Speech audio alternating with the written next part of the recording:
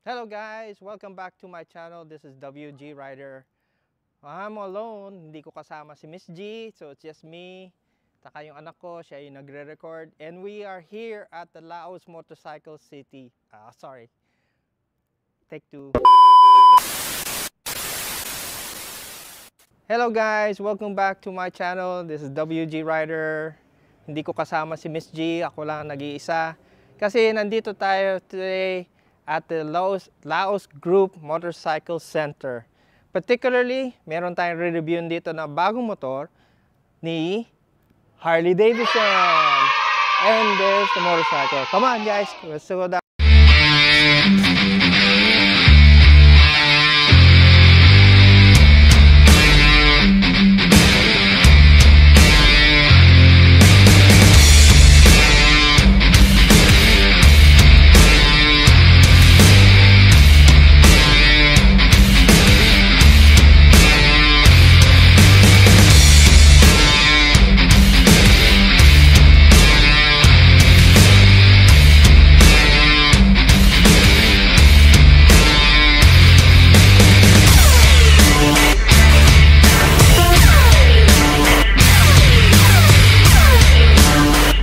Here and see what's it look like. Ang ano natin, what I'm gonna review today is actually itong Pan America ST, yung 1250, the street version ng Pan America Special. Okay? So ito siya. So we're gonna be reviewing it kasi nakita namin sa Makina Motor Show. Ang nakita namin dun is black, and this is kind of like a cherry red, but we'll talk to later to the sales executive nitong ni Harley, and we'll get all the specs or what colors this actually. Okay, to my knowledge, what is the difference between the two? One, mababa na yung seat height niya, which is 825 mm or millimeters, and it has already ano lang siya, street tires lang with 17-inch rim, both front and back. Okay, so naka Brembo brakes na siya. Okay, and then also still it has the Revolution Max engine, so naka V-twin pa rin siya, and it boosts still the same 150 horsepower at 9,000 rpm. Although ang difference nila with the Special is yung ano lang, this one is at 9,000, the other one is at 875 rpm or 8,750 rpm. Okay, and this has also a higher torque kasi wala na masyadong mga ibang nakakabit dito ng mga nagpapabigat sa kanya. So maraming weight savings na nangyari sa kanya. Okay, ang ano niya dito is at 127 newton meters at 6,750 rpm. So you have a good mid-range torque. So maganda siya. So you can easily get off from a zero start.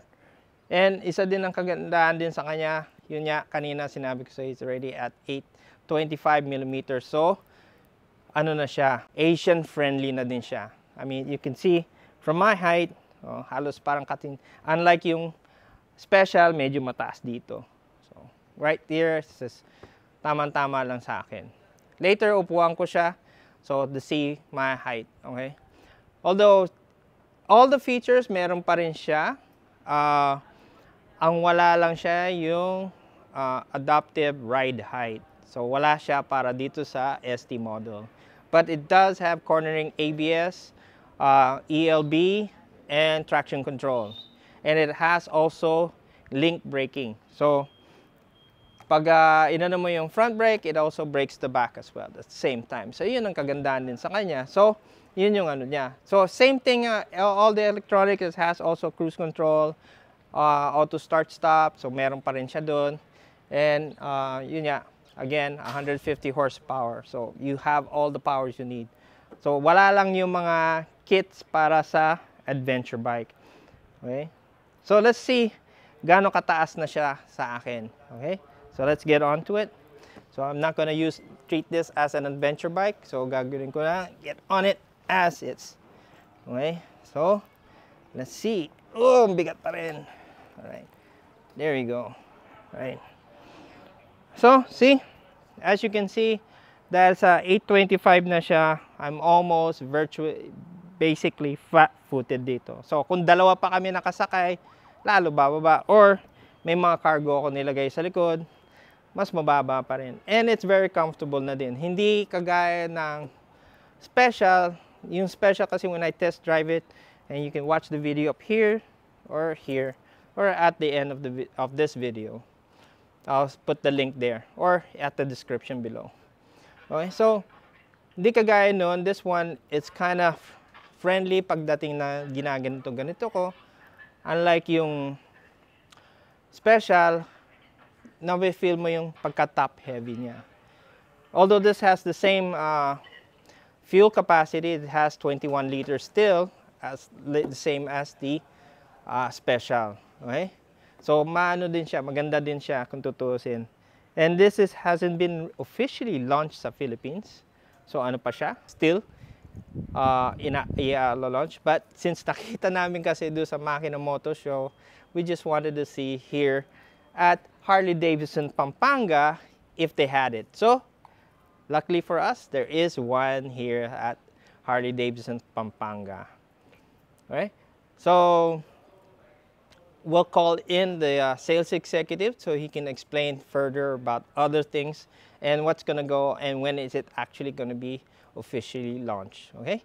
So, please hold on while I call the sales executive.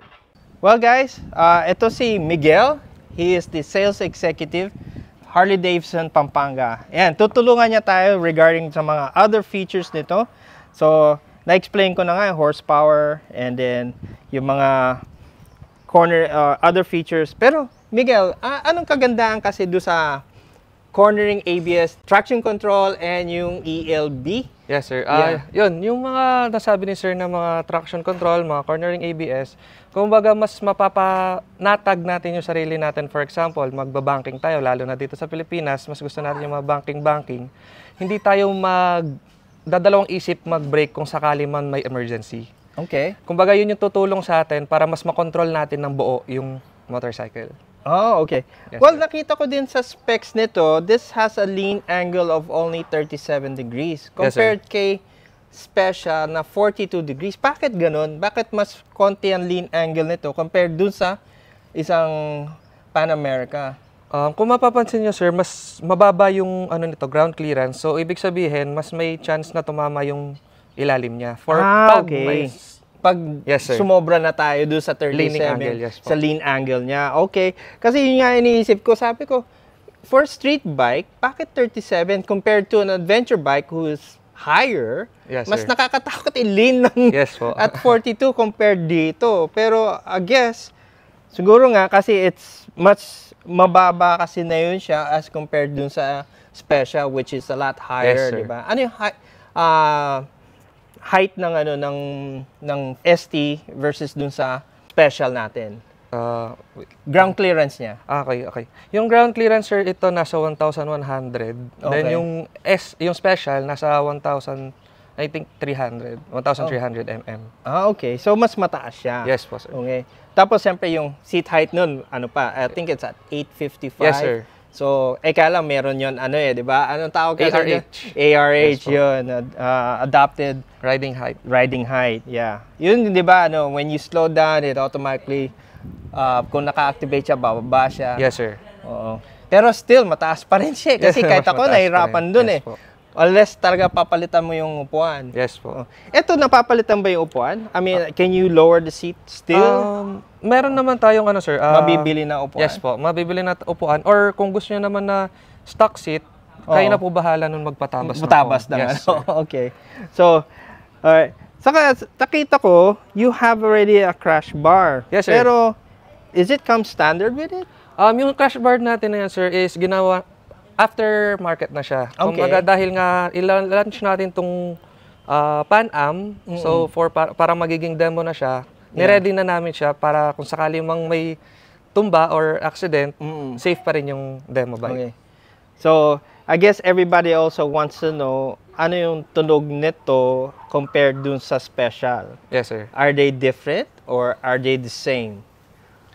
Pwede ba natin subukan? Sige, para sir. madinig Sure. nga ng mga natin, ng mga riders natin kung ano ang Bali, sound. Start up lang po natin yung computer.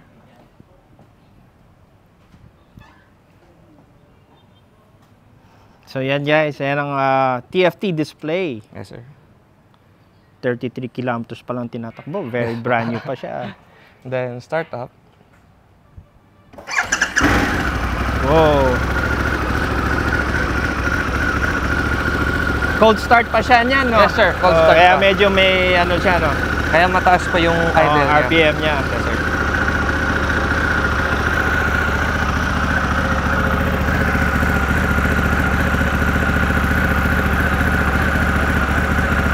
And medyo tahimik din siya dahil stock exhaust pa siya. Stock exhaust. Okay. Obviously naman. Kaya Yes, sir. siyempre, ang gusto natin madinig yung makina niya din. Although, yeah, guys, stock exhaust, so mababa pa yung decimal level niya. But of course, alam natin, everybody wants to change the exhaust. Meron Yes, ba mabibiling aftermarket nito? Meron sir, lalo na dito sa Harley, ang tinatawag natin na Screaming Eagle. Yun yung Oh. pinaka-genuine aftermarket ng Harley. Sige, mamaya natin pag-usapan yun pag pinatay na natin because Sige, I sir. just want to, pwede na ba i-rev? Bali, dahil cold start pa siya, hintayin natin na umabot siya sa temperature na pwede na. Okay, sige. Okay, so while we're doing that, so usap muna tayo. Sige, I don't sir. know if our voice will, kasi medyo maano na yung, yung makina. But, okay, so 17 ang gulong niya. Yes, sir. Okay? Okay ba siya sa mga cornering? Have you already test drive this bike? Na-try ko na sir ng isa, then yes po. Sa Pwede, pag-ikot pwede. dito Yes, na sir. makapit ba yung mga gulong? Dahil nakita naman natin ang stock tire nito is nasa Michelin o Yeah. kilalang brand siya, Yeah. makapit. Makapit siya, okay. And kung So- mapapansin nyo sir dito sa ST is naka-road tire na siya. Yeah, So, ibig sabihin, mas design siya sa road. road talaga. Yes, sir. Kaya It's talagang not, makapit. Hindi na siya... Hindi Pero siya kasi dual sa sport. akin parang ang lumiit, no? Yes, sir. Gumaan ba siya? Kung tutusin sir, yes po. Gaano Dahil kagaan na naging siya na yun? compact siya, nasa almost 230 plus na lang, na compared dati nasa 300. Oh, okay. Yes, So, mas mabigat dati si Special, di ba? Yes, po. Compare dito. Kesa sa ST. So, pwede na ba? Yes sir, sige po. Pwede na. Nasa Okay, ano na siya. let's try it.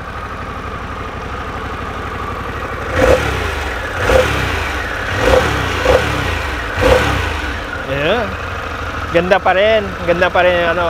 Although guys, hindi pa ito yung test drive model, so hindi natin maiikot dito sa compound. Ang ganda ng Mustang, nakabihis, oh. Ayan.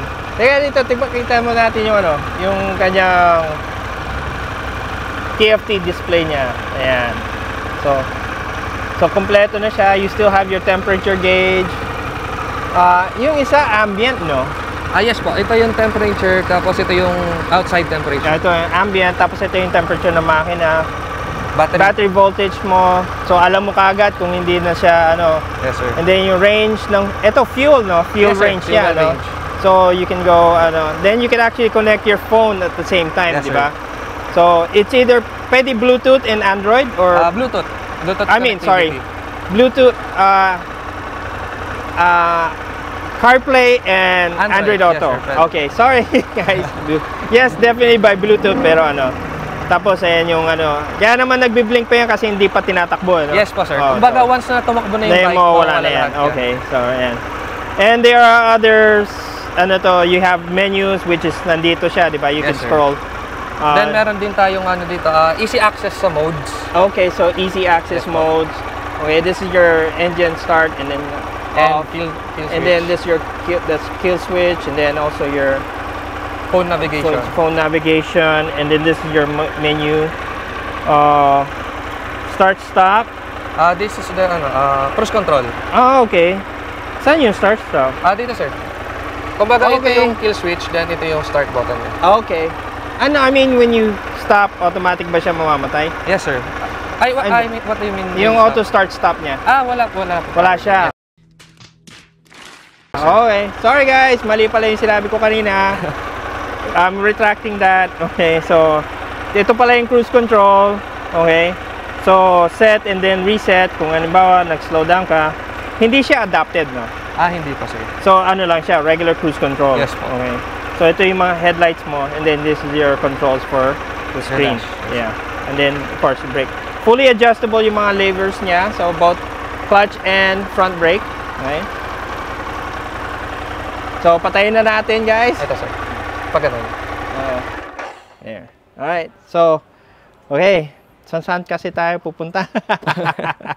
Alright, so kanina sorry, nakalimutan ko na yung anong kasing tatanungin ko sa'yo? Launching, sir. Oh yeah, no, I mean before that yung ano na lang, sige, sorry guys. Na ano ko, na mental block na ako. Okay, saan gawa yung ano, yung crash guards natin? Bali yung crash guard natin, sir, aftermarket, sa race. Race? Yes, sir. Okay. Ang alam ko, sir, dito lang banda yun sa may San Fernando. Okay. Oh, now I remember ano yung pag-uusapan natin, yung exhaust. Yes. Yes, sir. Ayun. Meron, yun, sa Screaming Eagle natin, sir, meron po tayong available dito. Kung sakali namang wala tayong available na... What does it look like? I mean, it looks like that one, or is it shorter? It looks like that one, sir, then naka-carbon tip. Naka-carbon tip Yes na po. siya. Okay, so basically ito. Yes, sir.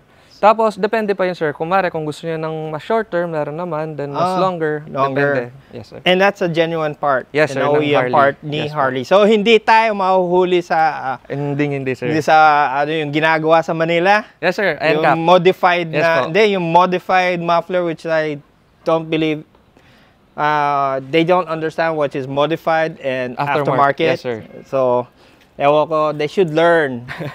They should go, dapat magpa-seminar sila sa ano, sa LTO to find out what is the definition of modified and aftermarket. Yes, Kasi nakasaad naman sa batas, nilalabag nila yung batas. Okay, anyways, I'm sorry, I'm ranting a bit. So, I digress on that part. So, okay.